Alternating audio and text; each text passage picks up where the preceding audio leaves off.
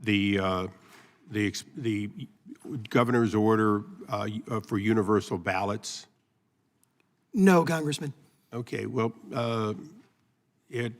oddly enough, I was the plaintiff.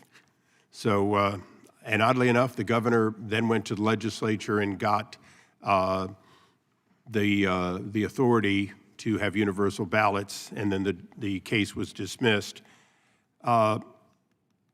Isn't part of free speech or the First Amendment the right of redress?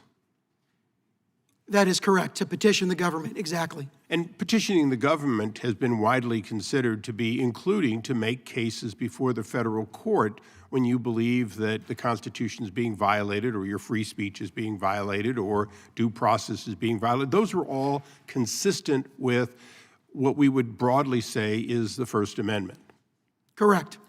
And for the record, the First Amendment, incredibly short, and if we read it in its purest sense, you would say that Congress shall make no laws respecting. And that because it only says Congress, that it doesn't apply to anyone else. Have our courts, including our Supreme Court under 200 plus years, have they ever considered it that narrow?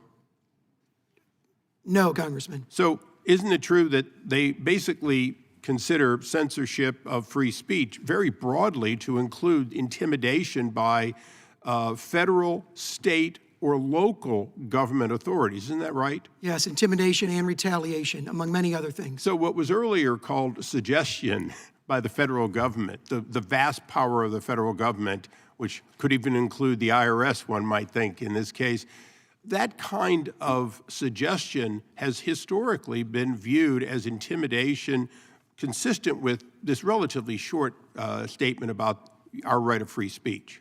That's exactly right. There's overwhelming evidence in our case that contradicts the notion that these were mere suggestions from federal officials. It's completely factually baseless to state that. So you earlier testified that the vast majority of this was one-sided and came from government officials who wanted to take down things which disagreed with the government in place at that time, which happened to be the government of Joe Biden, correct? Correct. So what we really have here is something similar to historically Nixon v.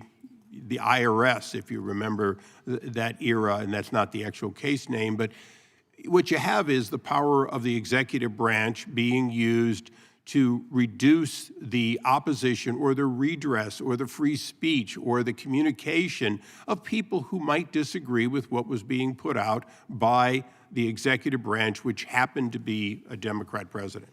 That's exactly right. We see not just interference with free speech, but interference with the attempts to organize for political advocacy. Now, is this an opinion, or are these indisputable facts based on the literally millions of events? Yeah, the evidence is overwhelming, and we've submitted extensive evidence to the subcommittee. So what we're dealing with here is tangible evidence that the other side of the aisle seems to want to talk around about the changing of what would have been public opinion if public opinion were freely allowed to occur without intervention by the federal government and, candidly, agents on behalf of them, including private entities that were paid to be part of this program. That's correct, and you do see a concerted effort to change the subject. So I would like to use the remainder of my time to give you an opportunity to speak to some of the personal attacks that were just made on you, if I could. Very briefly, I would note that all the questions that came from the other side there were misleading in the way they were characterized. They mislead my involvement. There's no suggestion that anything I did was before the 2020 election was inappropriate or involved a misuse of state resources. I categorically deny that. It is false. That is misinformation. However, I recognize the member's right to say misinformation because you know what? That's protected by the First Amendment, contrary to what Mr. Seligman is suggesting in his testimony.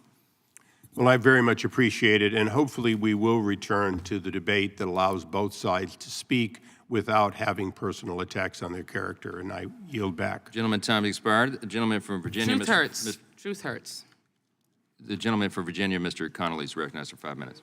Thank you. You know, been through a lot of hearings, seen a lot